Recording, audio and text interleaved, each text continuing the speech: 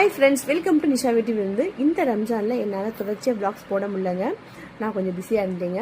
இப்போ நம்ம morning tiffin இட்லியும் கார சட்னியும் வச்சுருக்கேங்க.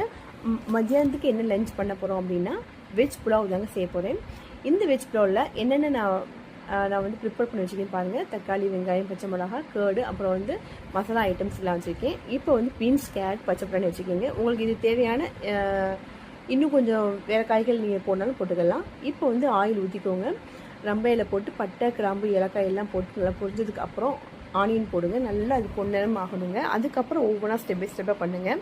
நம்ம சாப்பிடாத குழந்தைகளுக்கு இப்படி தாங்க நம்ம காய்கறிகளை தர வேண்டியது இருக்குது. என்னோடய பொண்ணும் காய்கறியில் நம்ம பொரியல் பண்ணி கொடுத்தா சாப்பிடவே மாட்டாங்க. இப்படி பண்ணால் ஓரளவுக்கு ஓகேன்னு சொல்லலாங்க. அந்தளவுக்கு ரொம்ப பிள்ளைங்களுக்கு பார்த்து பார்த்து செய்ய வேண்டியதாக இருக்குது.